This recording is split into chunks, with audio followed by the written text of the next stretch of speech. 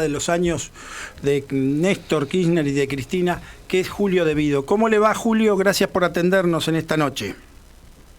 Hola, Alfredo, ¿cómo está? Buenas noches, un saludo para usted y a toda la audiencia y a sus compañeros ahí en el estudio.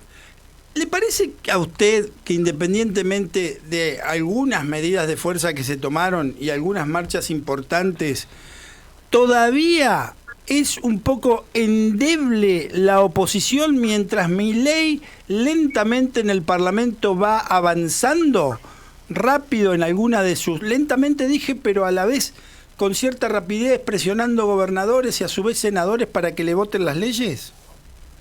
Bueno, dada la característica de las leyes de 200 y pico de artículos, donde se regula prácticamente toda la actividad económica de la Argentina, donde se afecta el contrato, la ley de contrato de trabajo esencialmente, donde se afecta, se sube el impuesto a los trabajadores, es el caso del impuesto a las ganancias.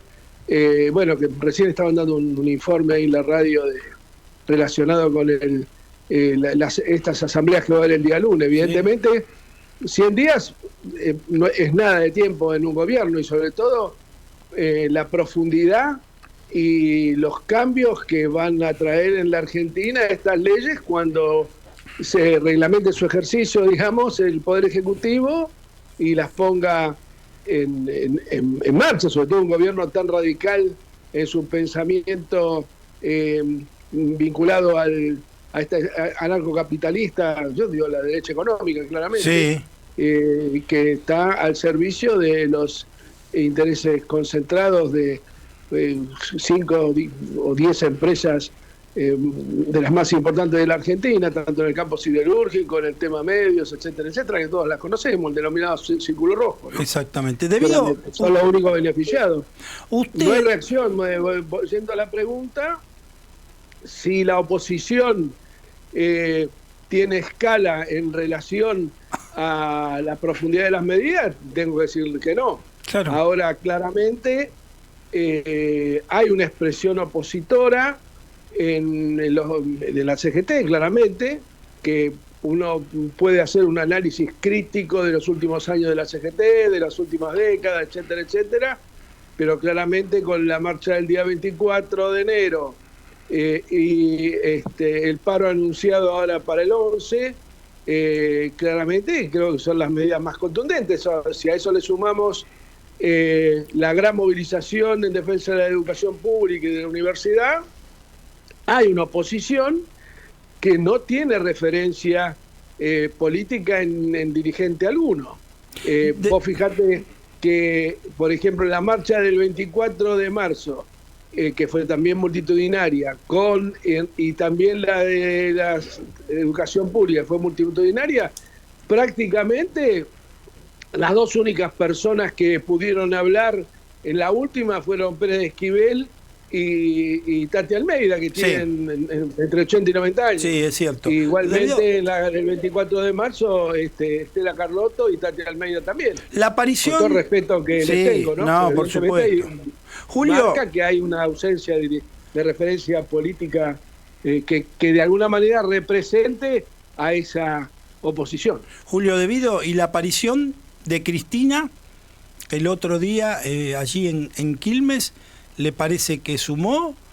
Porque Milei dice que... No, me parece que en relación a la oposición, me parece que no demasiado.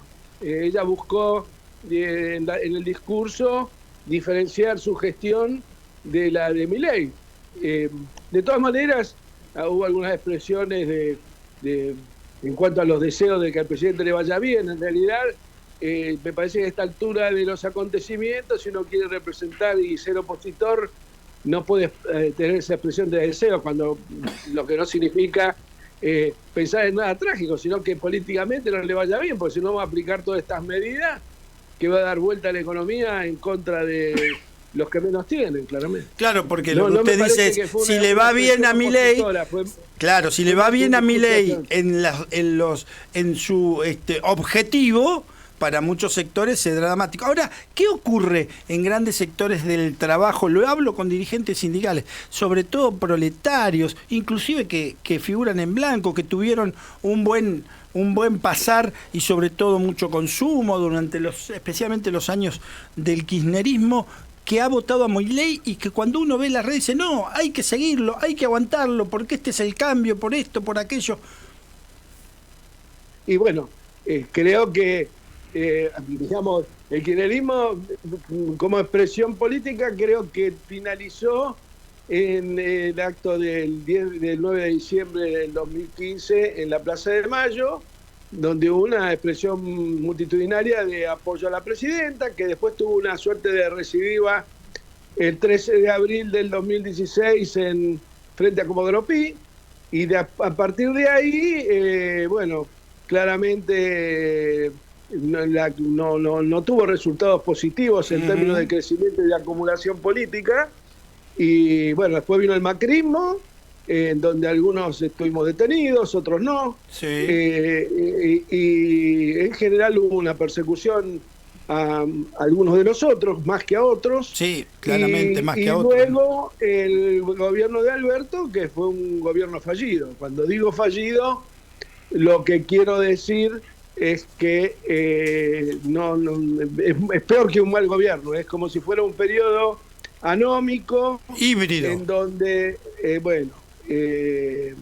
creo que hay una mala percepción en cuanto a que la gestión de la pandemia le sumó a ese gobierno, cuando claramente creo que es uno de los principales sustentos del gobierno de Milei, digamos, no la gestión de Alberto, sino que la pandemia en sí se la quiso tomar como un hecho común, con medidas que en realidad pudieron evitar que hubiera más mortandad y demás, pero el tema no es lo que se murieron, sino lo que quedaron vivos, y algunos quedaron viudos, otros huérfanos, y eso es una situación muy traumática. Claro. Y no puede favorecer de ninguna manera ningún gobierno.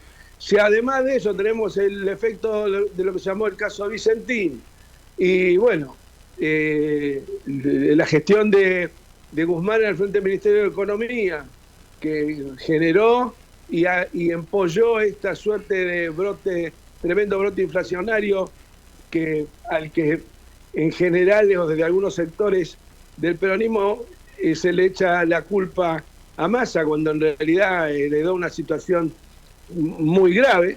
De todas maneras, fue un cóctel que favoreció, el cóctel favoreció a Milei. La última que le hago a usted, como hombre del peronismo, el peronismo siempre tuvo un apoyo sustancial y primario y originario al plan nuclear en la Argentina.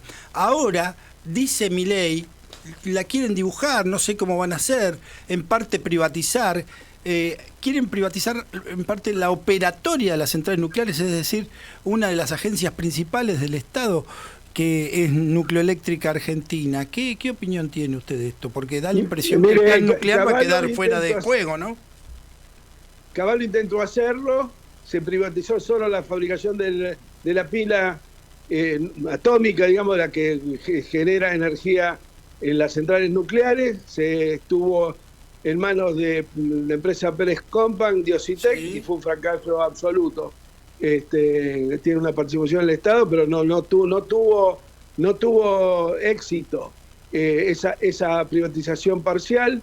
Creo que ningún Estado nacional derivaría en el sector privado la energía nuclear.